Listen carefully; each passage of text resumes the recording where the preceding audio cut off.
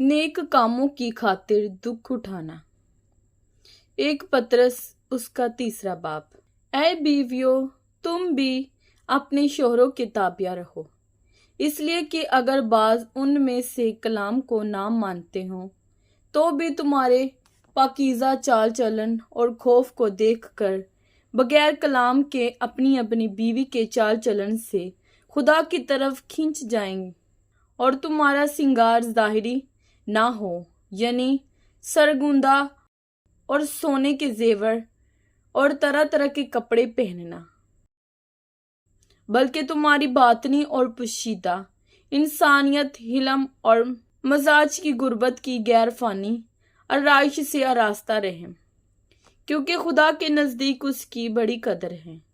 और अगले ज़माने में भी खुदा पर उम्मीद रखने वाली मुकद्दस औरतें अपने आप को इसी तरह संवारती और अपने अपने शोहरों के ताबिया रहती थी, चनाचा सारा इब्राहिम के हुक्म में रहती और उसे खुदावंद कहती थी, तुम भी अगर नेकी करो और किसी डरावे से ना डरो तो उसकी बेटियां हुई।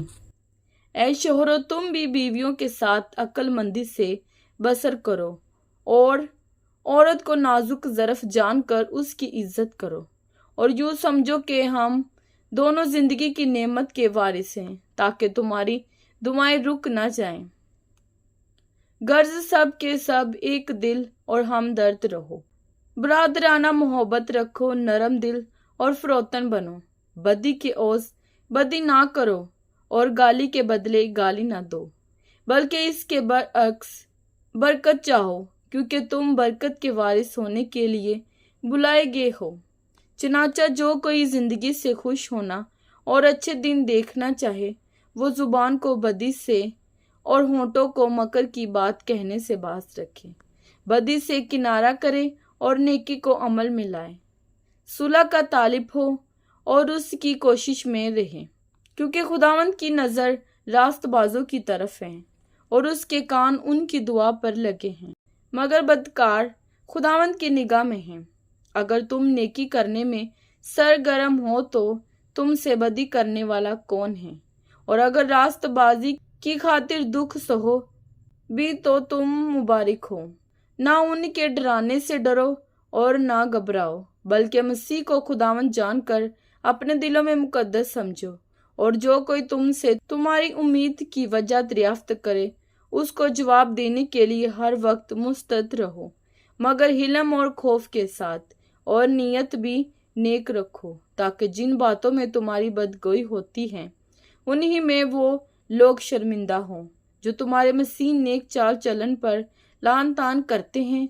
क्योंकि अगर खुदा की यही मर्जी हो कि तुम नेकी करने के सबब दुख उठाओ, तो ये बदी करने के सबब से दुख उठाने से बेहतर है।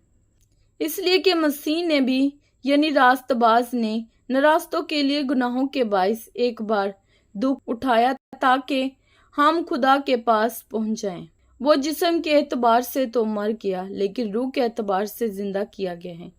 इसी में उसने जाकर उन कैदी रूहों में मुनादी की जो उस अगले ज़माने में नाफरमान थे, जब खुदा नूह के वक्त में तहम्मुल करके ठहरा रहा था, और वो कश्ती तैयार हो रही थी जिस पर सवार होकर थोड़े से आदमी यानी 8 जाने पानी के वसीले से बची, और उसी पानी का मुशाबा भी यानी बपतिस्मा यीशु मसीह के जी उठने के वसीले से अब तुम्हें बचाता है।